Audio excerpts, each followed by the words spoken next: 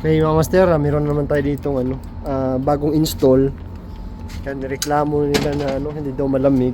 So check natin mga master, check natin yung compressor kung okay pa yung bomba or hindi na. So banda rin natin yung unit ngayon, kabit natin. Ang gagawin natin,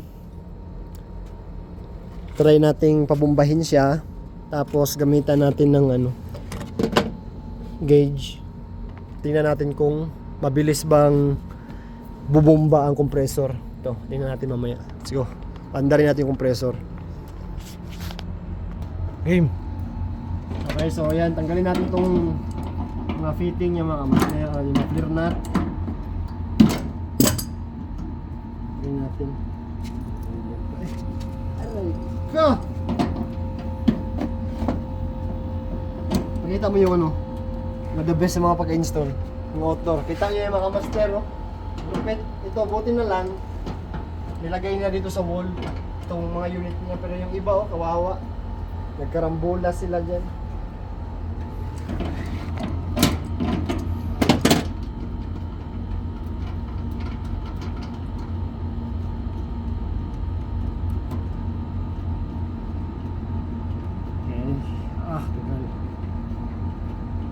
Okay, so tanggal na mga kamaster.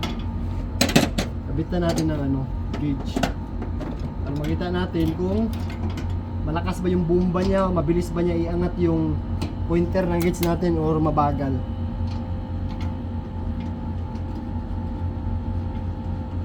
Natin.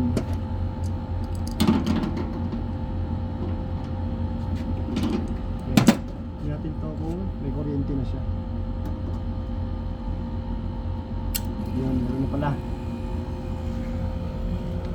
Okay, so yan. Tingnan natin mga kamaster natin kung mabilis niyang iangat yung pointer ng gauge natin. May higop naman siya. May higop siya. Kaso mahina yung higop niya. Ano pala to siya? 18,000 BTU. Kung makita niyo yung pointer ng gauge mga kamaster, masyado mabagal. Tayo natin. Hanggang mo, sayang pala natin orasan, pero dapat hindi ganyan ka bagal yung angat ng pointer ng gauge natin. Ibig sabihin, mahina na yung bomba niya. Bago tong unit na to. Kaso baka factory defect. Bago yung unit, nagkaganito na. Bagal niya yung angat Nasa 200 PSI pa lang. Pag condition yung yung compressor natin, yung ganito katagal andar yung compressor, nasa taas na agad yan, hanggang nasa 350 PSI na yan. Yan. Tapos check din natin mamaya mga kamaster pag pabutin natin siya ng mga hanggang 450. Tapos tanggalin natin yung wire. Tingnan natin kung magbabaklik ba siya, click back. Tingnan natin maya. Ang bagal talaga, ang bagal umangat. Yan, wala pa sa 300. Bagal talaga siya. Ang pa nito, yung indoor niya nasa ground floor, tapos itong outdoor nasa rooftop, so medyo malayo siya.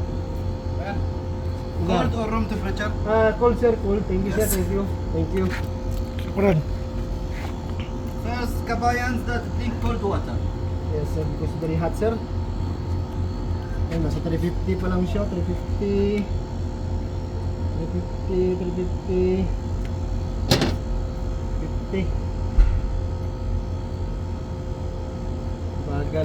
Bagal yung umakyat. Wala na, mahina na yung bomba niya.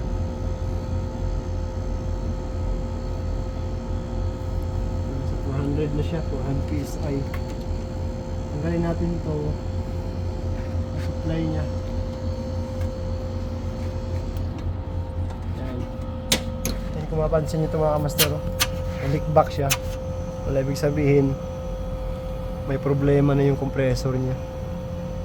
Yan, mabilis bumaba Tingnan mo kamix. Yan, mabilis bumaba.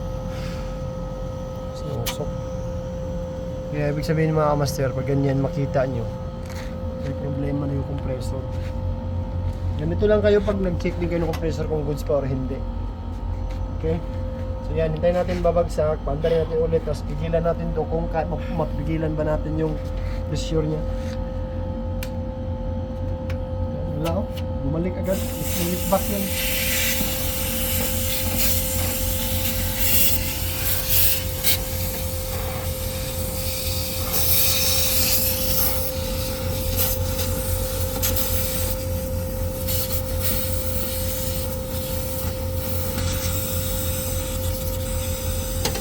Ano rin naman natin, try nating pigilan sa kamay natin, sa daliri natin yung kung kayang pigilan yung pressure niya.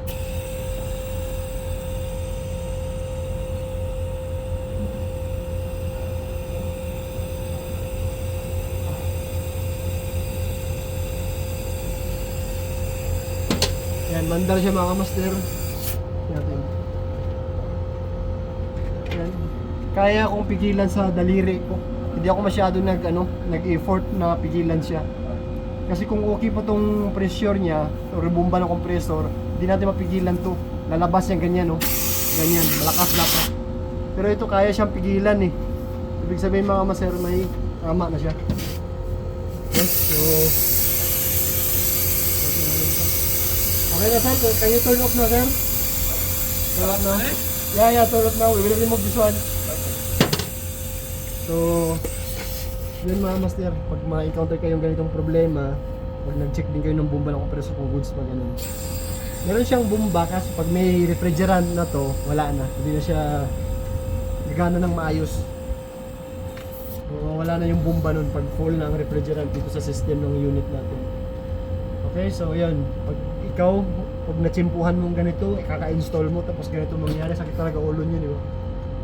So, tsimpuhan lang talaga mga master. Hindi naman lahat na ganito mangyari. Kaso, tsimpuhan lang talaga.